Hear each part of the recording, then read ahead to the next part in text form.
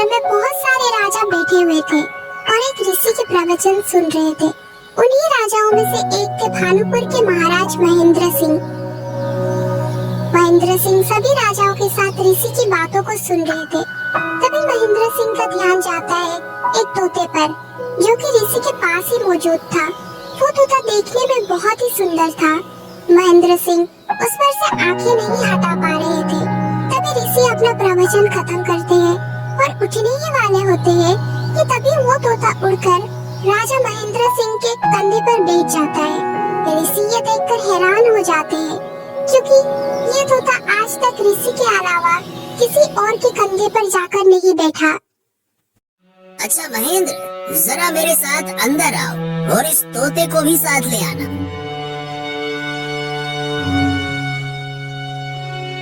महेंद्र तोते को लेकर ऋषि के साथ उनकी कुटिया में चला जाता है। बाकी राजा बाहर ही बैठे रहते हैं। ये तोता जो अभी तुम्हारे कंधे पर जाकर बैठ गया, ये कोई आम घटना नहीं थी। जी मैं समझा नहीं प्रभु। ये कोई आम तोता नहीं है, ये एक मायावी तोता है जो कि इंसान का भविष्य बताता है। ऐसा कैसे संभव है? एक तोता कैसे भविष्य बता सकता है? मुझे पता है कि तुम इस समय क्या सोच रहे हो। ये तोता मुझे मेरे गुरुजी ने दिया था। मुझे भी विश्वास नहीं हुआ था कि ये तोता भला भविष्य कैसे बता सकता है, लेकिन अभी के समय में ये बात मेरे अलावा और कोई नहीं जानता। आपके अलावा ये बात कोई नहीं जानता, तो आप मुझे क्यों बता रही हैं बात? मैं तुम्हें इसलिए बता रहा हूँ क्योंकि अब से ये तोता तुम्हारा है। मेरे गुरु ने भविष्यवाणी की थी कि ये तोता मेरे साथ रहेगा, लेकिन एक दिन कई राजाओं की बैठक में ये तोता उड़कर एक राजा के कंधे पर बैठ जाएगा। मेरे गुरु ने कहा था कि जिस भी राजा के कंधे पर जाकर ये तोता बैठे, उसको ये तोता दान कर दिया जाए। आज मेरे गुरु की भविष्यवाणी सच साबित हुई है और वो दिन आ गया जब तोता तुम्हारे कंधे पर जाकर बैठा। अब से तुम ही इसके मालिक हो। प्रभु, मैं अभी तक इस बात को सुनकर अचंभे में हूँ कि एक तोता किसी का भविष्य बता सकता है। हाँ हाँ, कोई भी मनुष्य ऐसी बात को सुनकर विश्वास नहीं करेगा। तुम चाहो तो इस तोते से अभी अपने भविष्य के बारे में पूछ सकते हो। पूछो। राजा कुछ देर सोचते हैं। कई सालों से मेरी बेटी की शादी में विघ्न आ रहा है। मुझे इस तोते से पूछना चाहिए कि मेरी बेटी की शादी कब होगी। सुनो तोते, अगर तुम सच में भविष्य जानते हो तो बताओ कि मेरी बेटी की शादी कब होगी। महाराज, आपकी बेटी की शादी बहुत ही जल्दी इंद्रपुर के राजकुमार के साथ होने वाली है। महेंद्र ये सुनकर हैरान हो जाते हैं। क्या ये तोता सच में सत्य कह रहा है? खैर, मुझे ऋषि की आज्ञा मानना जरूरी है। इस तोते को ले जाता हूँ। कुछ दिनों बाद तो पता चल ही जाएगा कि इसकी भविष्यवाणी सच होती है या फिर नहीं। चलो। प्रभु, इस तोते में जरूर ही किसी दैवीय शक्ति का वास है। मैं धन्य हूँ कि आप ये तोता मुझे दान कर रहे हैं। आप इस तोते को अपने दरबार में शोभा बढ़ाने के लिए रख सकते हैं, लेकिन ज्यादा लोगों को ये बात पता मत लगने देना कि ये तोता भविष्य बताता है। आपको इस तोते की सुरक्षा करनी होगी, ठीक है? मैं समझ गया प्रभु। मैं इस तोते की हमेशा रक्षा करूंगा। आखिरकार महेंद्र सिंह इस तोते को अपने साथ अपने राज्य भानुपुर ले जाते हैं। राजा मन ही मन इस बात को लेकर खुश थे कि इस तोते ने कहा है कि उनकी बेटी की शादी जल्दी हो जाएगी।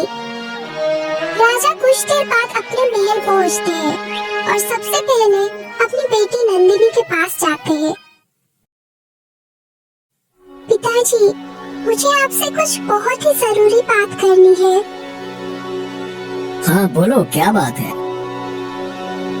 असल में मैं एक लड़के से प्रेम करती हूँ और उसके साथ विवाह करना चाहती हूँ। कौन है वो भाग्य का धनी जिसे मेरी बेटी ने पसंद किया है? जी, उसका नाम देवदत्त है, इंद्रपुर राज्य का राजकुमार।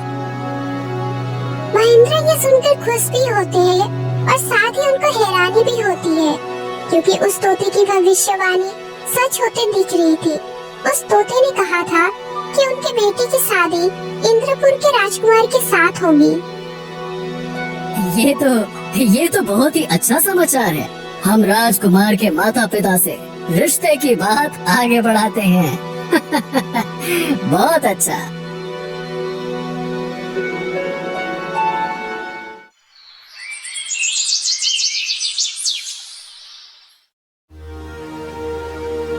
महेंद्र सिंह के दो बहुत ही खास मंत्री थे, किशनलाल और गजराज।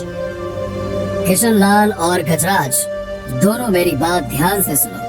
आज मैं एक ऋषि के आश्रम में था और तभी उन्होंने मुझे ये तोता दान किया। ये कोई मामूली तोता नहीं है। ये तोता हमको हमारा भविष्य बताता है।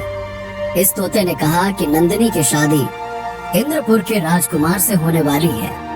यहाँ आकर मुझे पता चला कि नंदिनी इंद्रपुर के राजकुमार से प्रेम करती है।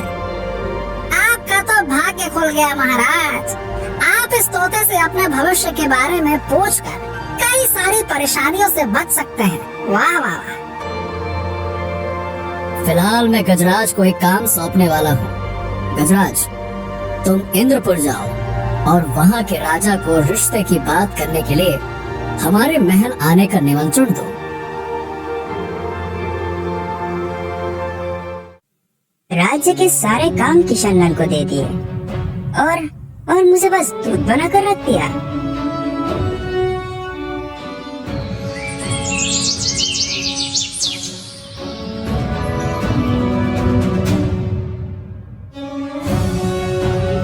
गजराज इंद्रपुर के राजकुमार देवदत्त से मिलने जाता है। आओ आओ गजराज आओ। महाराज की जय हो। मैं बानपुर राज्य के महाराज महेंद्र सिंह का संदेश लेकर आया हूँ। महाराज आपके बेटे देवदत्त और राजकुमारी नंदिनी के विवाह की बात आगे बढ़ाना चाहते हैं, इसलिए आपको न्योता भेजा है। आप कृपया करके हमारे राज्य जरूर पधारे। देवदत्त, क्या तुम्हें राजकुमारी पसंद है? हाँ पिताजी, मैं राजकुमारी नंदिनी से प्रेम करता हूँ। ठीक है, हम बहुत जल्द भानपुर राज्य जाएंगे राजकुमारी को देखने। महाराज, अगर आपकी अनुमति हो तो क्या मैं राजकुमार देवदत्त से कुछ अकेले में बात कर सकता हूँ? अकेले में क्या बात करनी है? ऐसा कुछ खास नहीं महाराज, मुझे बस राजकुमारी का एक संदेश राजकुमार को देना है। राजकुमार ने कहा है कि ये संदेश सिर्फ राजकुमार तक पहुँचे। ठीक है, जाओ बात करो। देवदत्त और गजराज एक कमरे में जाते हैं। कहो गजराज, क्या संदेश है राजकुमारी का? क्षमा कीजिए राजकुमार, राजकुमारी नंदिनी का कोई संदेश नहीं है। वो तो मैंने इसलिए कहा था ताकि आपके पिताजी मुझे आपसे बात करने की अनुमति दे। ऐसी क्या बात करनी है? मैं आपको एक ऐसी मायावी चीज के बारे में बताने वाला हूँ जो अगर आपने पा ली तो आपका भाग्य चमक उठेगा। वो मायावी चीज आपका जीवन बदल कर रख देगी। क्या है वो चीज? मैं आपको वो बताता हूँ, लेकिन उसके बदले में आपको मुझे अपने राज्य का प्रधानमंत्री बनाना होगा। देवदत्त कुछ देर सोचता है। ठीक है, अगर वो चीज सच में इतनी खास निकली कि मेरा भाग्य बदल दे, तो मैं अपने पिताजी से कहकर तुम्हें मंत्रिमंडल में शामिल करवा लूंगा और जब मैं राजा बनूंगा तो तुम्हें महामंत्री बना दूंगा। पर अब बताओ, क्या है वो चीज? राजकुमार, महाराज महेंद्र सिंह को एक ऋषि ने एक तोता दिया है जो कि लोगों का भविष्य बता सकता है। क्या बकवास कर रहे हो? कोई तोता भविष्य कैसे बता सकता है? अरे राजकुमार, वो एक मायावी तोता है। उसी तोते ने आपकी और राजकुमारी की शादी की भविष्यवाणी की थी। अगर ऐसा है तो फिर तो मैं उस तोते को हासिल करके ही रहूंगा, फिर चाहे मुझे उनके राज्य पर आक्रमण ही क्यों न करना पड़े। आक्रमण करने की कोई जरूरत नहीं है राजकुमार। राजकुमारी नंदिनी आपसे प्रेम करती है और शादी करने वाली है, तो आप राजा से दहेज में वो तोता मांग लीजिए। हाँ, ये तो बहुत ही अच्छी तरकीब है। लेकिन हाँ, उनसे ये मत कहिए कि आपको ये पता चल गया कि ये तोता मायावी है। ठीक है, समझ गया मैं।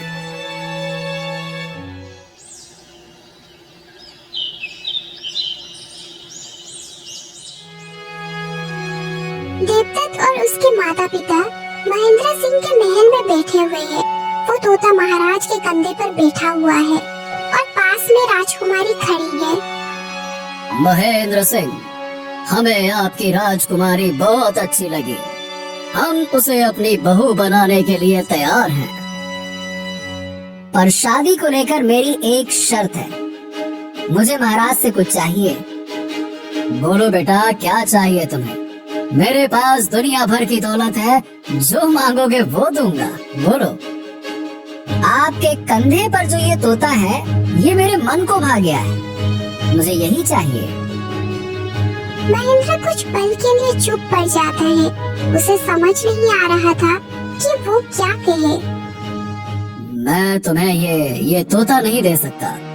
ये मुझे एक ऋषि ने दिया था। अगर मुझे ये तोता नहीं मिला तो मैं ये शादी नहीं करूंगा। महेंद्र देखता है कि राजकुमारी के चेहरे पर उदासी छा गई है। अच्छा रुको, मैं अपने मंत्री से सलाह मशवरा करके तुम्हें बताता हूँ कि ये तोता तुम्हें मिलेगा या नहीं। महेंद्र अपने मंत्री किशनलाल के साथ एक कमरे में चला जाता है। ये राजकुमार ने कैसी शर्त रख दी है। मैं ये तोता उसे नहीं दे सकता, पर मैं अपनी बेटी को उदास भी नहीं देख सकता। बड़ी मुश्किल से तो उसकी शादी तय हुई है। महाराज, आप चिंता मत कीजिए। मेरे पास एक तरकीब है। मुझे अंदाजा था कि शायद कोई इस तोते को आपसे छीनने की कोशिश करेगा, इसीलिए मैंने जंगल से इसी के जैसा दिखने वाला एक तोता मंगवा लिया था। किशनलाल महाराज को एक पिंजरे में बंद तोता दिखाता है। अरे वाह, ये तो बिल्कुल उसी तोते के जैसा दिखता है। आप राजकुमार देवदत्त को दहेज में ये नकली तोता दे दीजिए। उनको कहाँ पता चलने वाला है कि असली तोता भविष्य बताता है। आज मुझे लग रहा है कि मैंने तुम्हें महामंत्री बनाकर बहुत सही किया।